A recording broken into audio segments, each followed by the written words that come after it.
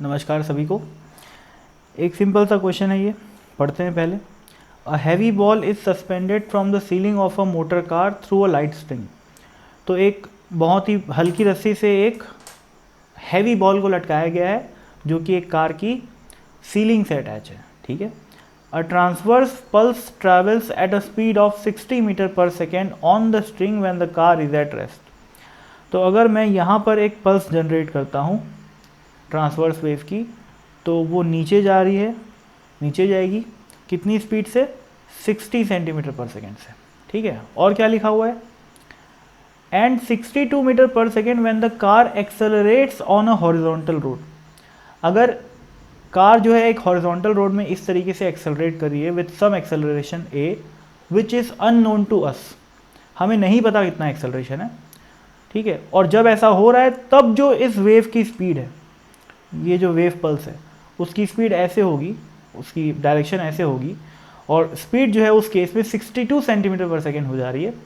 इस केस में एक्सेलरेशन की वैल्यू बताओ, find the acceleration of the car. तो ये सवाल है ना। तो दो अलग अलग केसेस का मैं डायग्राम बना चुका हूँ पहले से। फर्स्ट केस में मैं रस्सी पे टेंशन अगर निकालता हूँ तो कितना आएगा भाई? रस्सी को ध्यान से देखा जाए तो ऊपर लग रहा है टेंशन T, नीचे लग रहा है mg। तो इसको मैं T1 मान लूँ तो T1 की जो वैल्यू है वो आ जाएगी mg के बराबर, फर्स्ट केस में। सेकेंड केस में जो टेंशन होगी वो कैसे निकालेंगे? यहाँ लग रहा है mg, और अगर मैं इस कार के ही फ्रेम में बैठ जाऊँ तो वो कैसी फ्रेम हो गई? Non inertial.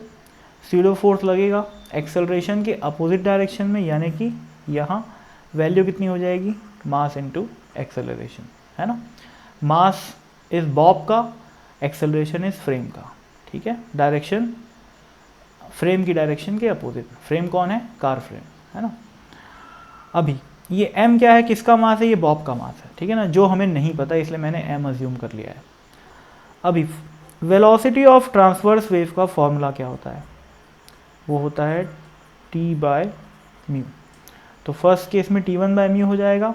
अभी सेकेंड केस में टेंशन कितना है? यहाँ लगेगा, है ना, और उसकी वैल्यू किसकी बराबर हो जाएगी? इन दोनों के वेक्टर सम के बराबर हो जाएगी। तो T2 की वैल्यू हो जाएगी m इंटू ए स्क्वायर प्लस जी स्क्वायर। और अगर ये नहीं समझ में आया तो न्यूटन्स लॉ ऑफ मोशन पढ़ने की ज़रूरत है ना। अभी के अभी न्यूटन्स लॉ ऑफ मोशन पढ़ने की ज़रूरत है। अगर ये चीज़ नहीं समझ में आए कि टेंशन T2 की value m into under root a square plus g square कैसे आई, है ना, न्यूटन्स लॉ ऑफ मोशन और वेक्टर्स पढ़ने की ज़रूरत है। खैर कोई नहीं, अगर समझ में आता है तो आगे बढ़ते हैं। अभी वेलोसिटी 2 मान लेता हूँ, इसको v1 मान लेता हूँ, है ना। v2 की वैल्यू क्या हो जाएगी? Under root T2/μ। म्यू क्या है? Mass per unit length of the string.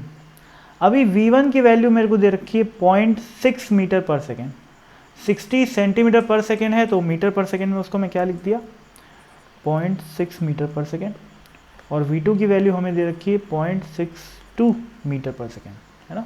62 centimetre मतलब 0.62 मीटर पर सेकेंड। अभी इसको इक्वेशन नंबर 1 बोल देते हैं, इसको 2 बोल देते हैं और दोनों को डिवाइड कर देते हैं। तो 0.6 divided by 0.62 is equal to under root T1/μ upon under root T2/μ आ जाएगा। म्यू और म्यू तो कट गया। अभी T1 और T2 की वैल्यू सब्स्टिट्यूट कर देते हैं तो क्या आ जाएगा?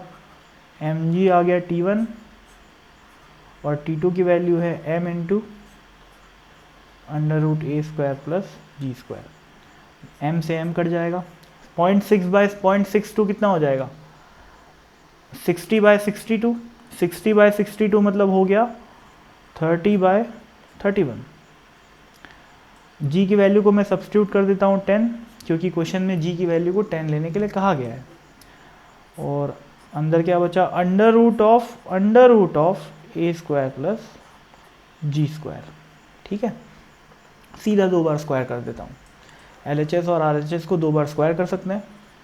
तो 30/31 का स्क्वायर, या पावर 4 बोलना चाहिए क्योंकि हमें 2 बार स्क्वायर करना है, तो क्या आ जाएगा यहाँ पर देखो, √10 का स्क्वायर कितना हुआ 10, और उसका भी स्क्वायर कितना हो गया 100, और यहाँ पर नीचे डिनोमिनेटर में 2 बार अंडर रूट लगा हुआ है ना, तो स्क्वायर का स्क्वायर करूँगा तो दोनों अंडर रूट गायब हो जाएगा और a square plus g square आ जाएगा।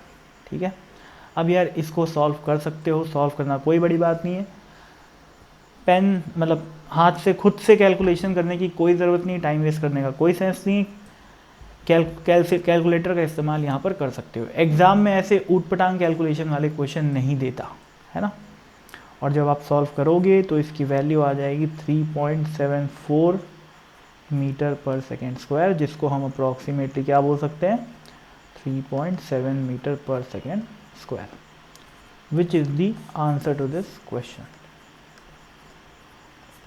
ठीक है, तो बहुत बहुत धन्यवाद।